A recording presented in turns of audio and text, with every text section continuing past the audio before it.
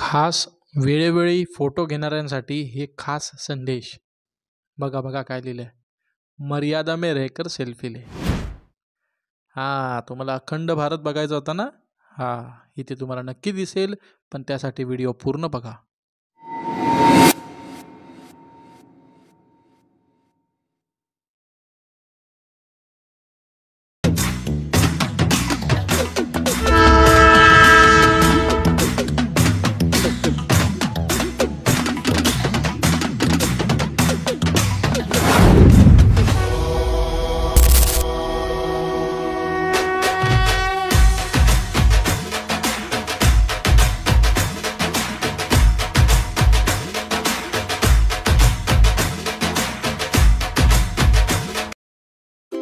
नमस्कार मित्रांनो, मी यूट्यूबर सिद्धेश शिंदे तुमचं आपलं भटक्या सीड या चॅनलमध्ये मी सहर्ष स्वागत करत आहे. मित्रांनो, सकाळ झाली आणि आता मी निघालोय पदयात्रा करत करत भारत माता मंदिर पाहायला. हो मित्रांनो, हे मंदिर महाकाल लोकच्या अगदीच बाजूला आहे. सुरू करूया भाग 9 भारत माता मंदिर.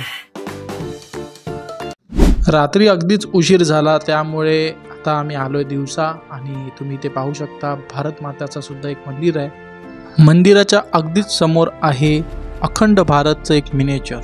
हो मित्रांनो, हे अखंड भारत आपलं कसं होतं, त्याचं नकाशा कसा होता, त्याचे तीर्थस्थळ किती होते आपल्या भारतातील, याचं एक सुंदर वर्णन केलेलं आहे. तुम्ही इथे पाहू शकता.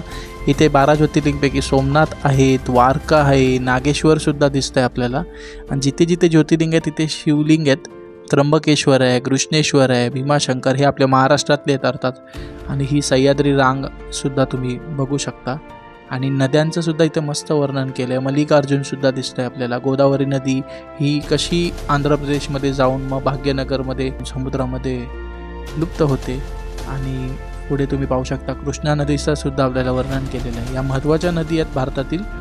त्यानंतर बघू शकता कावेरी नदी आहे, कांची आहे, विजयनगर जसं आपण आता बोलतो विजापूर किंवा हैदराबाद आपण जे बोलतो, साऊथमधलं विजयनगरसुद्धा आहे. इथे तुम्ही पाहू शकता खाली दक्षिणेला रामेश्वरम आहे आणि इथे कन्याकुमारीसुद्धा दिसतं आहे आपल्याला.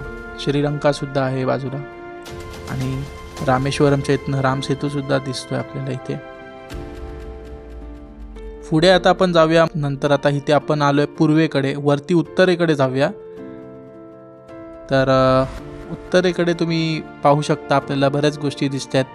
त्यातील एक म्हणजे हे तुम्ही पाहू शकता इथे तिब्बत आणि इतर ज्योतिर्लिंगसुद्धा आपल्याला दिसत आहेत. बद्रीनाथसुद्धा आहे, केदारनाथ आहे, काशी विश्वेश्वर आहे. इथे आपल्याला कैलास पर्वत दिसतोय वरती तुम्ही पाहू शकता. आणि आता आपण पाहिलंच हे सगळं. तुम्हाला आता अखंड भारत दिसत असेल यामध्ये. आणि असा ह्या प्रकारचा मिनिएचर क्रिएट केला आहे. तो खूप छान केला आहे, उत्तम पद्धतीने केलेला आहे. पुन्हा एकदा आपलं असा अखंड भारत होईल तर खूप बरं वाटेल. आणि मित्रांनो, आता आपण जाऊया भारत माताच्या मंदिराकडे. तर मित्रांनो, आता आपण आतमध्ये आलो आहे आणि समोरच उजवीकडे आपल्याला एक बोर्ड दिसतोय, मर्यादा में रहकर सेल्फी ले ले. बरोबर आहे, कारण आपण देवासमोर किंवा मूर्त्यांसमोर सेल्फी घेणं हे मला पण कुठेतरी चुकीचं वाटतं. तर चला मित्रांनो, दर्शन करूया भारत मातेचं.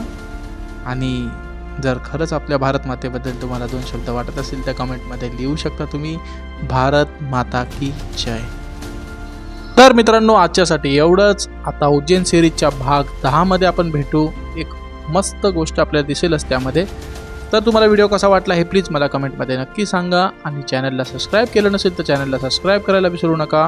पुन्हा भेटू आपण नवीन व्हिडिओमध्ये. तोपर्यंत चांग भलं.